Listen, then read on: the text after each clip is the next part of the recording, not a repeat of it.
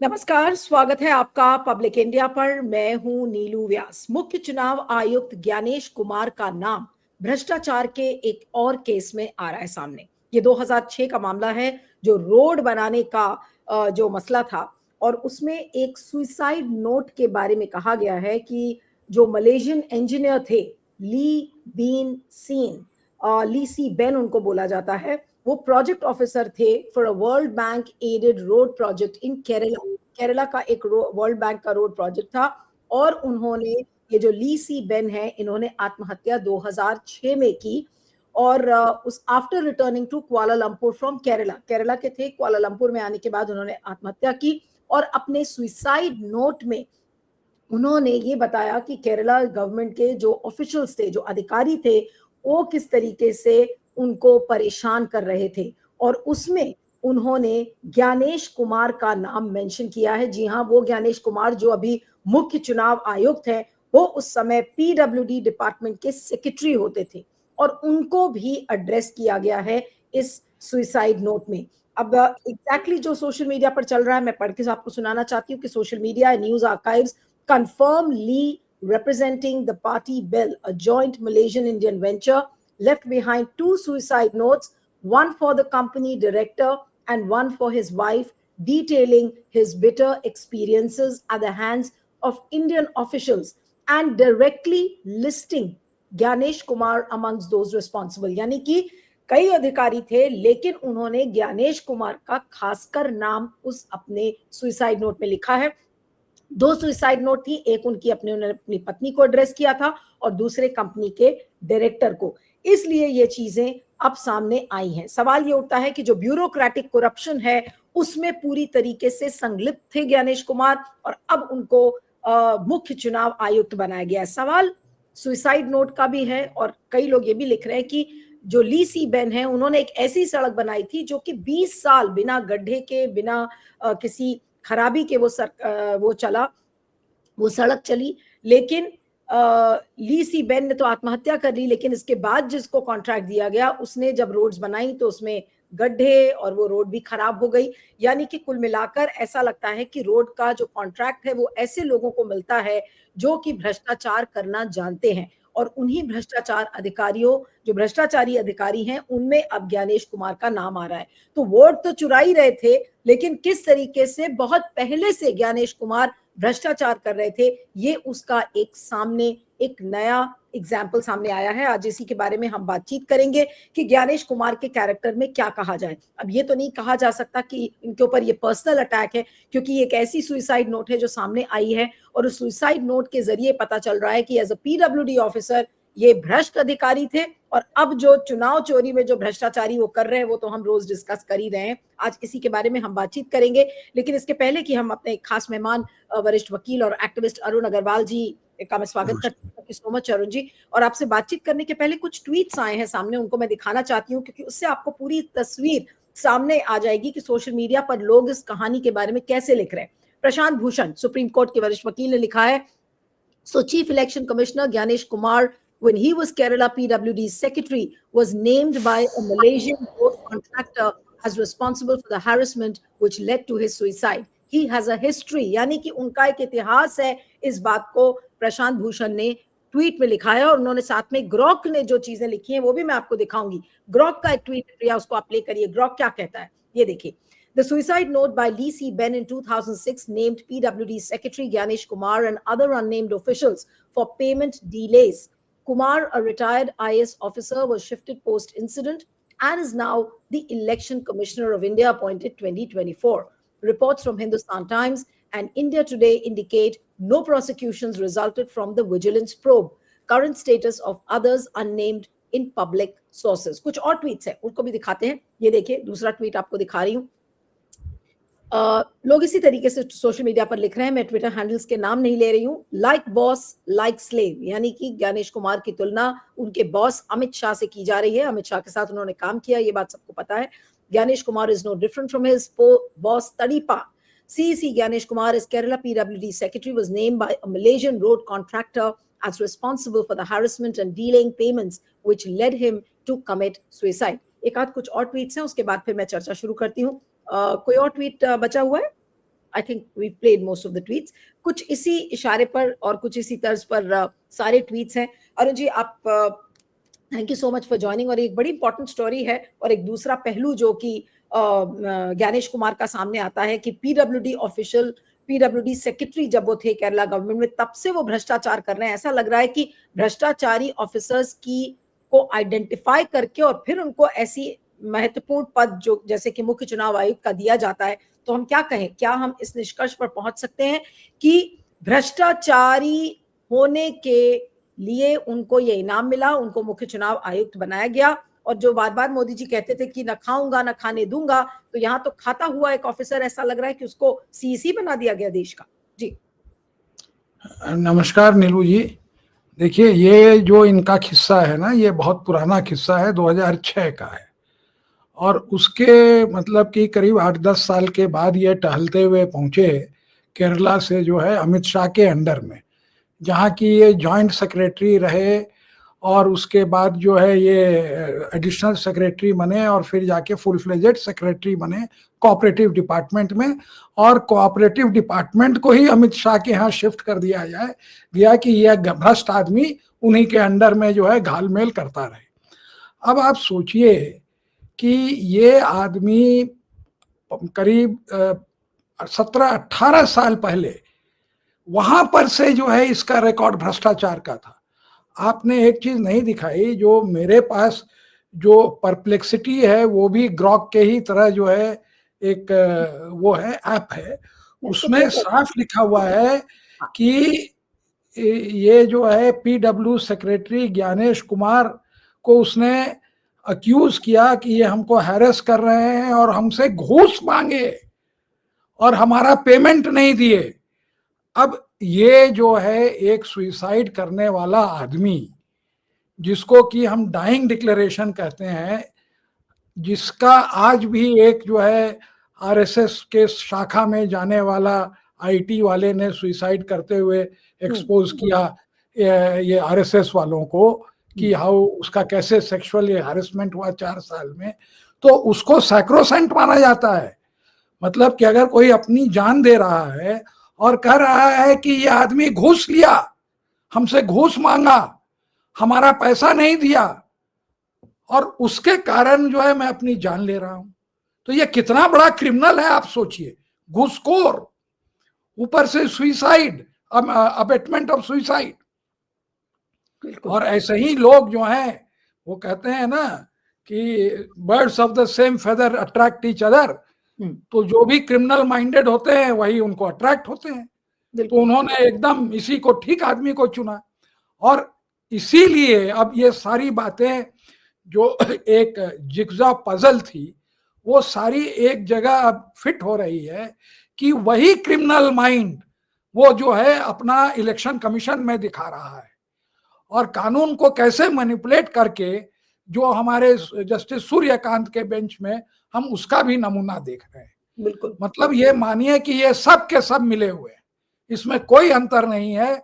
कोई फर्क नहीं पड़ता है कि वोट की चोरी हो गई।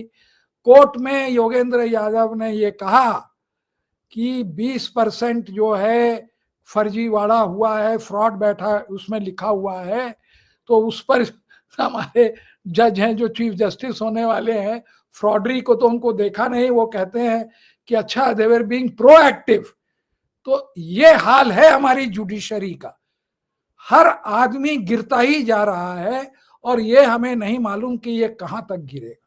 ये पूरा सिस्टम, कोई फर्क नहीं पड़ रहा है कि डुप्लीकेट वोट, आज की या कल की रिपोर्ट है रिपोर्टर्स कलेक्टिव की, कि इन्होंने जानबूझ के जो डुप्लीकेट वोट के जो सॉफ्टवेयर थे उसको ना चीफ इलेक्टोरल ऑफिसर बिहार को दिया और ना उसको बैन किया, जिसके की कारण लाखों डुप्लीकेट वोट्स हैं।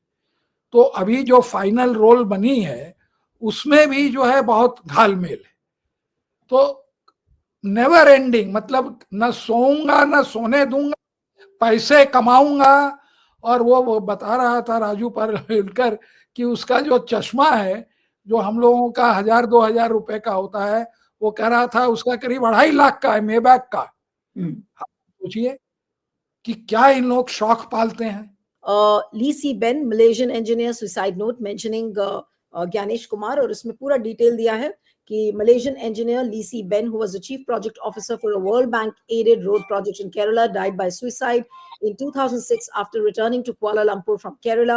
In his suicide note, Lee explicitly blamed harassment from Kerala government officials and the Public Works Department, and specifically named PWD Secretary Gyanesh Kumar along with others. The note accused them of delaying payments and demanding bribes, which resulted in severe stress for Lee and his company, leading ultimately to his death. ये बहुत साफ साफ दिया हुआ है, लेकिन इसमें अनुचित दोनों चीजें हैं कि वो ब्राइब्स को डिमांड कर रहे थे, यानी कि घूस को डिमांड कर रहे थे, पेमेंट्स में डिले किया, जिस वजह से जो ली सी बेन है उसने सुसाइड किया। ये कितना बड़ा अपराध है ज्ञानेश कुमार ने जो किया है। हालांकि इसमें और भी अधिकारी है, ये इसमें और भी अधिकारी है, लेकिन हम यहाँ पर बात इसलिए कर रहे हैं क्योंकि इसमें ज्ञानेश कुमार का नाम आया है, और जो कि इस समय मुख्य चुनाव आयुक्त है। ये केस कितना बड़ा टर्निंग पॉइंट बन सकता है? क्या अब उनको बैठने की मतलब बिल्कुल टेनेबल पोजीशन अब बिल्कुल अनटेनेबल नहीं हो गई पोजीशन ज्ञानेश कुमार? नहीं, ये देखिए, ये 2006 का मामला है, और ये एक तरह से वैसे क्रिमिनल केसेस टाइम बार नहीं होते हैं अगर वो उसमें सजा जो है 7 साल से ज्यादा की हो, जो कि इस केस में है। लेकिन ये सवाल ये उठता है कि ये कितना बड़ा मैनिपुलेटर है कि घूस मांग रहा था, माने घूसखोर है ये बच गया इसलिए क्योंकि वो आदमी मर गया, तो विटनेस देने के लिए कौन था? कोई भी नहीं था, खाली वो चिट्ठी थी। अब वो इंटरनेशनल लेवल पर, यहाँ पर किसको मालूम था कि ये आदमी जो है आगे जाके इसकी बेईमानी की कोई भी लिमिट नहीं रहेगी, और चुनाव आयोग बन के जो है ये सारे बेईमानी के आंकड़े जो है ये पार कर देगा। आप क्या सोचते हैं कि ये सब ये जो गड़बड़ सड़बड़ कर रहा है इसको उसके लिए पैसे नहीं मिलते हैं? जो चुनाव जितवा रहा है उसके लिए पैसे नहीं मिलेंगे? तो ये किसी को भी इमेजिन, और इन लोगों ने देखा कि भाई ट्रांसफर तो किया उस समय के की जो भी सरकार थी, लेकिन वही जो इंक्वायरी में है, आईएएस की इंक्वायरी कौन करे? एक चीज और भी है कि जब भी आप किसी ब्यूरोक्रेट को अपॉइंट करते हैं, उसका एक क्लीन पास्ट देखा जाता है, उसकी हिस्ट्री देखी जाती है। यहाँ तो इतिहास बिल्कुल उल्टा हो गया है ज्ञानेश कुमार के केस में कि उनका भ्रष्टाचार ही उनके लिए मेरिट के रूप में साबित हो रहा है। अगर 2006 को इस तरीके का आप नहीं जानती हैं, आज के तारीख में भ्रष्ट अफसर ही सबसे ज्यादा डिमांड में है। जैसा उसका बॉस वैसे ही उसको चाहिए ना, उसको तो भ्रष्टाचारी चाहिए कि तुम खूब पैसे कमाओ और मेरा काम करो, यही उनकी डील होती है। वहां से वहां क्या, ये तो अब हम सुप्रीम कोर्ट में भी देख रहे हैं होने लगा कि आप जो मन में आवे आप करिए, आपका जो भ्रष्टाचार है उसको उजागर नहीं किया जाएगा, पब्लिक को मालूम नहीं होगा। नारकोटिक्स एक्ट में कमर्शियल क्वांटिटी में जो है ड्रग पकड़ाती है, आपने बेल दे दिया, बिल्कुल 8 आदमी को बेल दिया, 9वें को नहीं दिया, 9वें ने शिकायत करी। ये हाल है। ये भ्रष्टाचार से हमारा पूरा देश जो है एकदम नाक के ऊपर चला गया है पानी। अब इस तरह का चला गया है कि लोग जो है इंडिफरेंट हो गए हैं। क्या ये सोचते हैं कि जब जिस दिन ये बना, ये बात अमित शाह को नहीं मालूम थी, मोदी जी को नहीं मालूम थी? जानने के बाद बनाया गया। क्या सुसाइड नोट के बारे में अमित शाह को और मोदी जी को पता होगा ये बात? क्योंकि अब ये उजागर हुई है, तो क्या ये बातें उनको पता थी पहले से? क्योंकि ये पता नहीं था। ये 2006 में ये पेपर में भी रिपोर्ट हुआ और इनका ट्रांसफर भी किया गया। हाँ, एग्जैक्टली। इसी ग्राउंड पर ट्रांसफर किया गया। बताइए, हम इंक्वायरी करेंगे। अब इंक्वायरी क्या होती है? केरला तो एक ऐसी जगह है कि ईमानदार आदमी को फंसा दे, बेईमान आदमी को छोड़ दे। और ये बड़ी जिम्मेदारी से मैं कह रहा हूं, मैं नाम और इंस्टेंस बता सकता हूं। जिस आदमी ने सहारा को पकड़ा, उसकी जो है कोऑपरेटिव सोसाइटी में जो है 10 लाख के मकान को 1 करोड़ रुपया दिखा दिया, जबकि वो आईएएस की कोऑपरेटिव थी और हाई कोर्ट ने उसका वो भी ले लिया संज्ञान। ये हाल है केरला का। भ्रष्टाचार करिए तो कुछ नहीं, ईमानदारी से काम करिए तो आपके ऊपर केस। नहीं, लेकिन इस स्टोरी का सबसे बड़ा टेक अवे क्या है? एक तरफ चुनाव चोरी हो रही है देश में, दूसरी तरफ मुख्य चुनाव आयुक्त के खिलाफ एक इतना बड़ा मामला सामने आता है जिसकी वजह से एक व्यक्ति मलेशियन देखिए कॉन्ट्रैक्टर आप हत्या समझते कर नहीं देता है भाई, अभी आप कोर्ट में भी नहीं जा सकते हैं, उसको इम्यूनिटी दे दी गई है, है। कॉन्स्टिट्यूशनल पोस्ट में बैठा है, बैठ हुँ, के फर्जीवाड़ा कर रहा है, कोर्ट में कहते हैं कि शाबाश, तुमने जो है प्रोएक्टिव लोगों का नाम इंक्लूड किया, 20% तुमने फ्रॉड किया, कोई बात नहीं। नहीं, लेकिन तो अरुण जी आप मुझे ये कहाँ बताइए, जाएंगे? नहीं, नहीं, जो भी इम्यूनिटी मिली है ज्ञानेश कुमार को बाय कॉन्स्टिट्यूशनल सेफगार्ड्स, लेकिन इस तरीके का मामला अगर सामने आए कि उनके वजह से, जब वो पीडब्ल्यूडी सेक्रेटरी थे केरला में, तो उनके वजह से घूसखोरी का केस सामने आता है और एक व्यक्ति सुसाइड करता है उनके वजह से, आज उस पर कोई संज्ञान नहीं लिया जाएगा just because he has constitutional immunity. सवाल है कि कोई फाइल निकाले, उसमें लैक ऑफ एविडेंस दिखाया होगा, हम्म। सुसाइड नोट में अगर मान ले उसकी सुसाइड नोट है तो उस पर कौन गवाही देगा? मलेशिया वाली कंपनी जो बाहर से इसीलिए पैसा नहीं आता है ना, हम्म। वो कंपनी अपना रोड बनाने का धंधा बंद करके चली गई। अब आप ये समझिए, जैसे हम लोग कहते हैं कि आपको मान ले कोई आदमी फ्रॉड करके आपका पैसा गबन करके चला गया, अभी आप कोर्ट कचहरी करेंगे तो आपके और लाखों रुपए बर्बाद होंगे और पैसे भी नहीं मिलेंगे। तो जिसको कहते हैं कि थ्रोइंग गुड मनी, अच्छा पैसा खराब पैसे के पीछे फेंकना, तो वैसे ही वो उस तरह से मलेशिया वाली कंपनी हमें हिंदुस्तान वालों को देखती है कि भाई आदमी तो चला गया, अब हम केस लड़के आदमी को तो वापस ला नहीं सकते हैं। उनकी वाइफ मलेशिया में है, कंपनी मलेशिया में है, और हमारा कोर्ट एकदम नटोरियस है कि अगर वो 2006 में और ब्यूरोक्रेसी में भी वही लोग हैं, तो आज वो घसीटते घसीटते अभी तक जो है वो हाई कोर्ट तक भी केस नहीं पहुंचा होता। हम्म।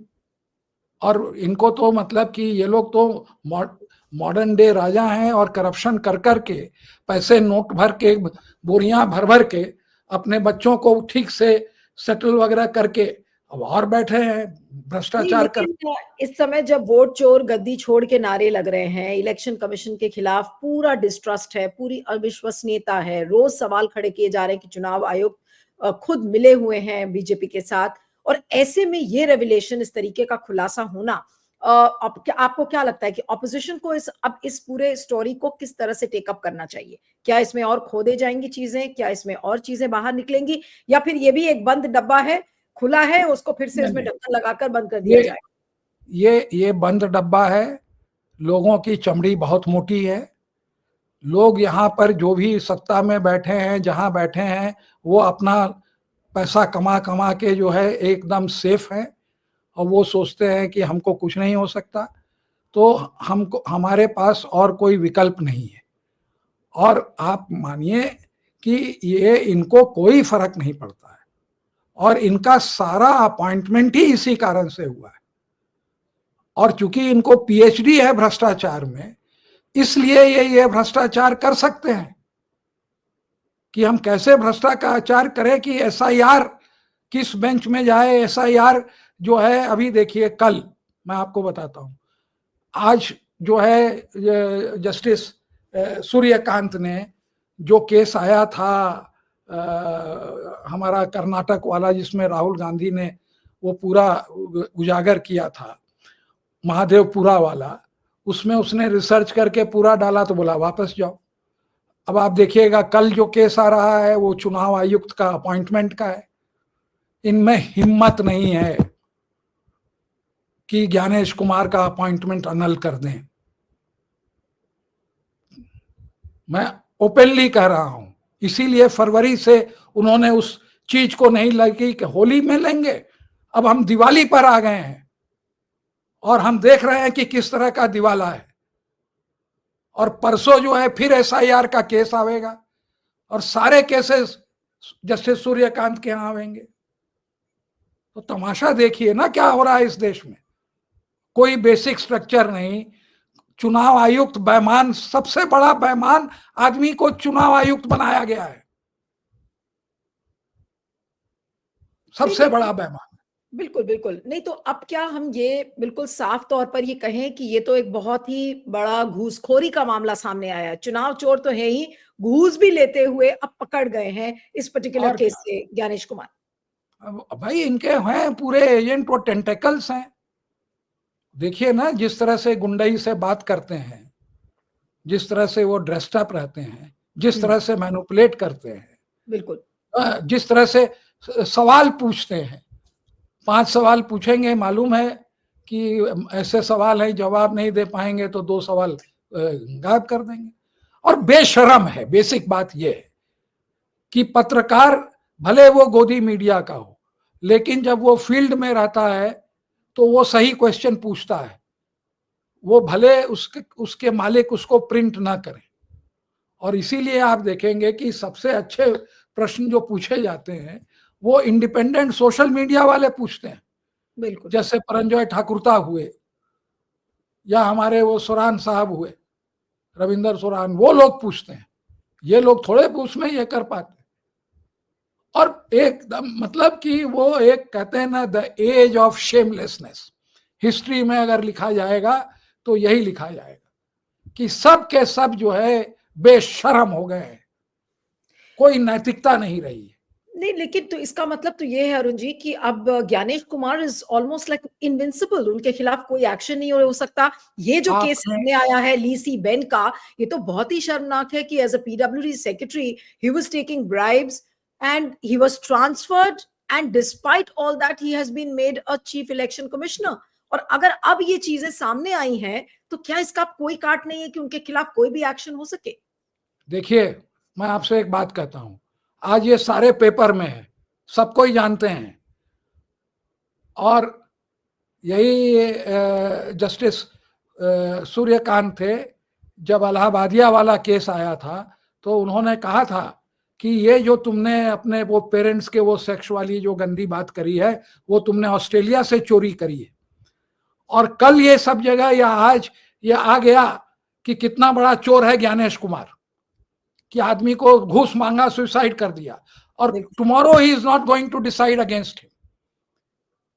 कि जो एक बेईमान आदमी आके यहाँ इस पोस्ट पर बैठा है और जिसकी नियुक्ति की याचिका जो है 2024 से पेंडिंग है, और 3 बार उन्होंने वादा खिलाफ किया ये कह के कि हम इस चीज को सुनेंगे। कल आप सुनिए, मैं आज प्रिडिक्ट करता हूं he will do nothing, fait accompli, ये हाल है। नहीं तो इसका मतलब डिसऑनेस्टी इज ये है। Getting begets honesty. बिल्कुल। डिसऑनेस्टी, जैसे एक ईमानदार आदमी दूसरे ईमानदार आदमी को लाता है, वैसे ही जो है एक बेईमान दूसरे बेईमान को लाता है। हम्म। नहीं तो इसका मतलब ये है, अब लास्ट के 2 सवाल बस आपसे अरुण जी करूंगी कि अब इसका मतलब क्या है कि ज्ञानेश कुमार इसी तरीके से अपनी बेईमानी, अपनी घूसखोरी की जो दास्तान है उसको कंटिन्यू करते रहेंगे और जी जब तक हाँ, मोदी सरकार है उनका कोई बाल बाका भी नहीं कर सकता? मोदी सरकार के बाद भी वो इम्यूनिटी दे के गए हैं, आप ये समझ के रखिए। और जजेस जो हैं अब बीजेपी के और आरएसएस के प्रवक्ता जजेस बन रहे हैं, पूरा सिस्टम इन्फिल्ट्रेट हो गया है। हम्म। आप कहां से उम्मीद करेंगे, इस देश को कौन बचाने वाला है? वो कहां गए वो ग्रेट स्टालवर्ड्स? आज आप एक आदमी को बताइए कि जो है, जो कि आप उसकी जो है ये तारीफ कर सकते हैं या कहें कि देखिए दिस मैन इज माने standing between the system and ये इंटीग्रिटी। आप बताइए तो, इसका किसका सोल्यूशन नाम आप क्या? लेंगे? सर इसका कौन सोल्यूशन सी क्या संस्था का, किस है? आदमी का आप नाम ले सकते हैं? नहीं सर, लेकिन पूरी कहानी अब सबके सामने है कि वोट चोरी चरम सीमा पर चल रही है, भ्रष्टाचार में लिप्त है अधिकारी, उन्हीं को इतनी बड़ी बड़ी पोजीशंस मिल रही हैं, कोर्ट्स के जजेस चुप हैं, कुछ भी बोलना नहीं चाह रहे हैं, डर गए हैं, उन्होंने सरेंडर कर दिया है। ऐसे में ज्ञानेश कुमार जैसे व्यक्तियों के खिलाफ क्या सोल्यूशन है? कोई नहीं सोल्यूशन है। आपको जो है वो एक है कि if you can't do anything you shut up, put up और शट अप। तो हमारे पास तो कुछ नहीं, we have to put up with this man. कहां जाएंगे आप? अरे ये आदमी खुदा से नहीं डरता। मुसलमानों के ज्यादा वोट काटे ना, आप क्या कर लिए? 17% आबादी है, 35% काट दिया, 5-6 लाख डुप्लीकेट वोट लगा दिया उसने, और ये कहा कि ये शुद्धिकरण किया हमने। बहुत ही दुर्भाग्यपूर्ण है, लेकिन इस पूरी कहानी को मुझे लगा कि आपको बताना चाहिए और उसको समझना चाहिए। तो जो ये ली सी बेन नाम का जो कॉन्ट्रैक्टर था जिसने 2006 में आत्महत्या की, इसकी स्टोरी आप जरूर पढ़ें। परप्लेक्सिटी, गूगल, हर प्लेटफॉर्म पर ये स्टोरी अवेलेबल है। मुझे नहीं लगता कि गोदी मीडिया इस पर कभी भी बात करेगा, लेकिन स्टोरी को समझने की जरूरत है और उससे आपको एक आईना सामने दिखेगा कि क्या चीज आपको बिल्कुल साफ साफ सामने दिख रही है कि ज्ञानेश कुमार भ्रष्टाचारी हैं, घूस लिया, वोट चोरी अब कर रहे हैं और वो सरकार के गोद में उसी तरह से खेल रहे हैं। उनको कोई चिंता नहीं है कि उनका कोई भी बाल बाका कर सकता है, वो कंटिन्यू उस कर आद, रहे हैं, उनको इम्यूनिटी मिली हुई है। जी सर, आप कुछ कह रहे हैं? उस आदमी की जान ली जिसने की ईमानदारी से अच्छी सड़क बनाई जो 20 साल तक चली, एब्सोल्युटली। और जनता को ये पता चल गया कि ये आज का बेईमान नहीं है, पुराना शातिर है। ये सबसे बड़ी बात है। नहीं, और एक चीज और भी मेरे दिमाग में आ रही है कि ये इंफ्रास्ट्रक्चर डेवलपमेंट को लेकर मोदी जी का बड़ा फोकस रहता है। हम पुल बनाएंगे, हम फ्लाईओवर बनाएंगे, हम रोड्स बनाएंगे, हम हाईवेज बनाएंगे। इस पर्टिकुलर इंसिडेंट के बाद तो मुझे लगता है कि जितने इंफ्रास्ट्रक्चर प्रोजेक्ट्स मोदी सरकार ने बनाए होंगे, अब तो उनकी जांच होनी चाहिए। लेकिन वही सवाल है कि जांच कौन करेगा? क्या आपने सारे बेईमान कॉन्ट्रैक्टरों को इस तरीके से प्रोजेक्ट्स दिए हैं? और क्या, जो ईमानदार और अच्छे सड़क बनाने वाले थे चले गए। ये देखिए, मैं आपको बताता हूँ, ये मलेशिया वाले जो थे ना, ये इंडिया में जीएमआर वगैरह के साथ मिलके अच्छे अच्छे रोड बनाते थे, जो कि टोल होके जो लास्ट करते थे। अब तो ये है कि खराब रोड बनाओ, पूरा टोल लो, 2 साल 4 साल में अपने पैसे निकाल लो, बाकी सब जो है बांटते रहो। ये हो रहा है। बिल्कुल। आप एकदम हेल्पलेस हैं, आप कुछ नहीं कर सकते। बिल्कुल, तो जी। आप ये देख रहे हैं कि ग्राउंड पर चीजें क्या हैं, ये आपको हम बताने की कोशिश कर रहे हैं। और हर चुनावी रैली में मोदी जी चिल्ला चिल्ला कर, मोदी और अमित शाह यही कहते हैं कि भाई हमने तो भ्रष्टाचार को खत्म कर दिया, न खाऊंगा न खाने दूंगा। असलियत यही है कि ली बेन सी नाम का जो व्यक्ति था, उसने कॉन्ट्रैक्टर था, मलेशियन कॉन्ट्रैक्टर। उसने अच्छी रोड्स बनाई, लेकिन उसको पेमेंट्स नहीं दिए गए, उससे घूस की डिमांड की गई, जिसमें कि सबसे पहला नंबर ज्ञानेश कुमार का आ रहा है। और उस भ्रष्टाचार के लिए उनको मुख्य चुनाव आयुक्त भी बना दिया गया। उस समय उनका ट्रांसफर हुआ, लेकिन वो सारी चीजें मोदी शाह को नहीं दिखी, उनका रिकॉर्ड चेक किया ही नहीं गया। लेकिन क्योंकि वो भ्रष्टाचारी थे, पैसा लेने के लिए तैयार थे, सारा गलत काम करने के लिए तैयार थे, इसलिए उनको मुख्य चुनाव आयुक्त बनाया गया। मेरे पास अब इसका नतीजा सोल्यूशन कोई नहीं है। अरुण जी भी कह रहे हैं कि इसका कोई सोल्यूशन नहीं है, क्योंकि जब जुडिशरी कुछ करने को तैयार नहीं है, मीडिया भी कुछ करने को तैयार नहीं है, तो हम आप तक केवल असलियत ही लाकर खड़ी कर सकते हैं। आप उसे सुने, समझें और अपने दिमाग से सोचें कि अब इस पर क्या करना होगा। क्योंकि अगर हम ये कहेंगे कि लोग सड़क पर उतरे, तो तुरंत हमारे ऊपर ये कहा जाएगा कि देखिए ये उकसाने का काम कर रहे हैं। तो हमारा काम एक जो पत्रकार का है कि जो स्टोरी सामने आई है उसके लिए उसका एनालिसिस, एक ईमानदार एनालिसिस आप तक लेकर आऊं। तो इस वीडियो को जरूर सुनिएगा। अरुण जी ने जो आपको बातें बताई हैं, मैंने ट्वीट्स भी बहुत सारे इस वीडियो में लगाए हैं, ताकि उन ट्वीट्स के जरिए भी आपको पता चल सके कि ये जो मलेशियन कॉन्ट्रैक्टर की जो कहानी है, इसका क्या कनेक्शन है ज्ञानेश कुमार से, और क्यों ज्ञानेश कुमार आज फल फूल रहे हैं मोदी जी की सरकार में। आपका बहुत बहुत शुक्रिया Arun ji. Thank you so much for joining.